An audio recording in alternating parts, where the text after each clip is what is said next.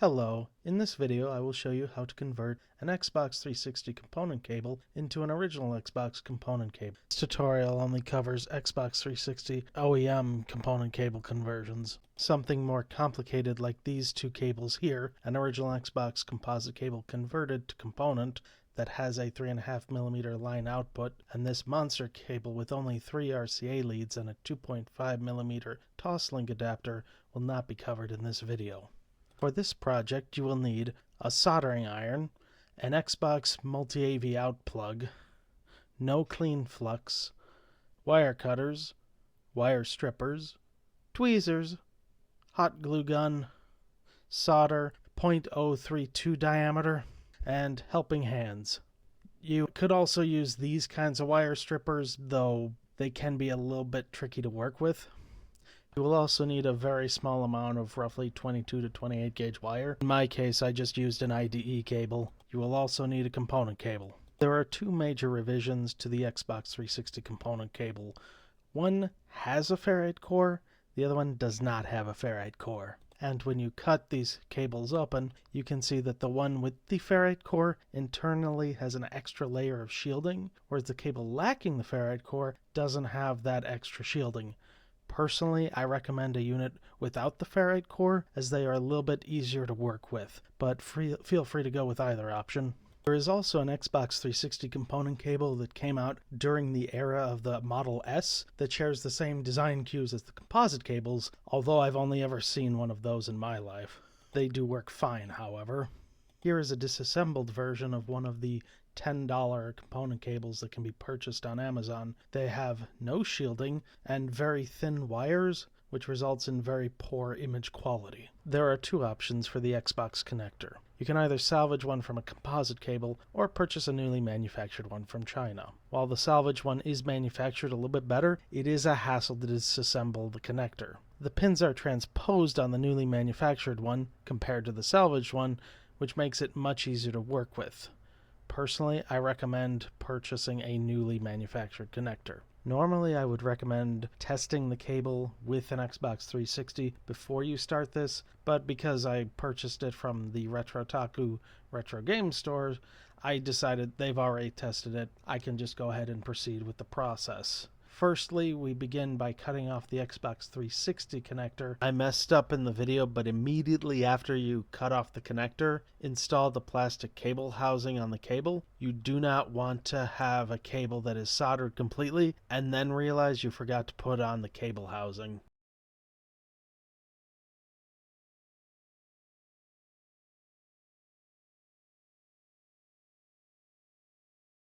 Next, you need to strip the outer insulation.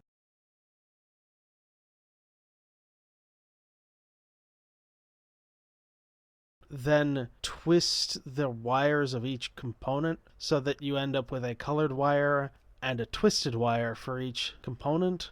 Then strip the tip of the colored wires.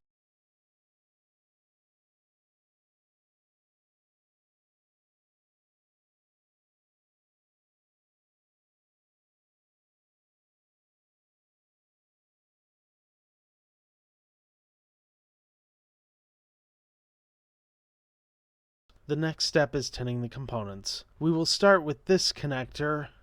This is the top, this is the bottom. Top of the connector has the angled bits, the bottom is flush. Starting with the top of the connector, you need to tin the 7 pads on the left and the 3 pads on the right. Having a flux applicator like this one is highly recommended. For this job, I used a chisel tip. That makes it very easy to get in there and heat up the pads. The technique is to come in from the top with the iron and then come in from the bottom with the solder.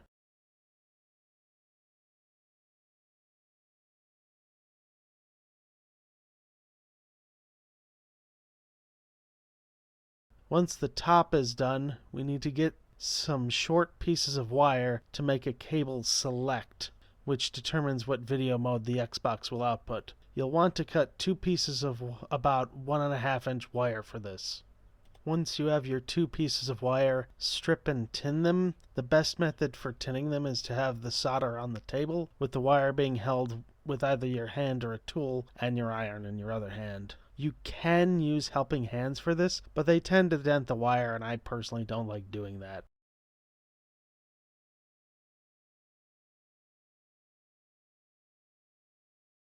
Once that is done, install them on the two middle pads of the top of the connector.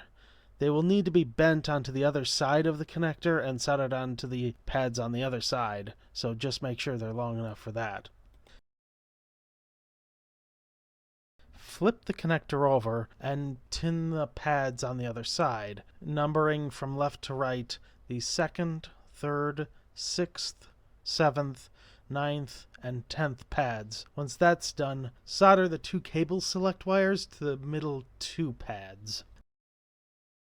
Moving back to the cable, tin the wires using the same process as with the cable select. Again, you can use helping hands, but that results in dents into the cable itself, which is aesthetically displeasing, so I recommend avoid doing that.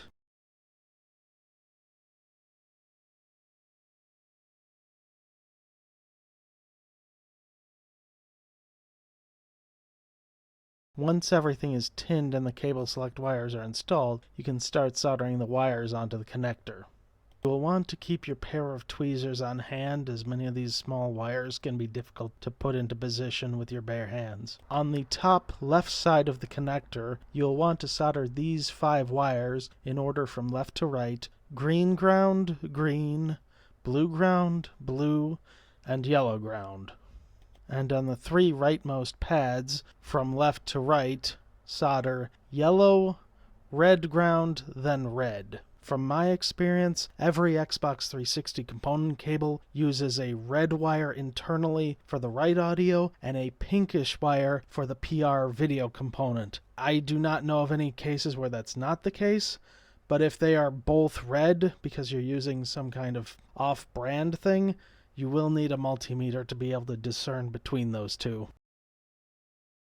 Now we need to flip the connector again and solder our 2 remaining components. On pin 2 and 3, which is the left side of the connector, you will need to solder the white and the white ground. On the right side of the connector, on pins 9 and 10, you will need to solder the pink ground and then the pink wire. As a side note, some of these wiring diagrams online are incorrect and have the right and left audio transposed. It should be the right audio is on the top, the left audio is on the bottom. If you have 2 red wires on the bottom, that is incorrect. You're going to want to switch that. Once that is done, you should have something like this. Now we need to test the cable, and fortunately it's working perfectly fine.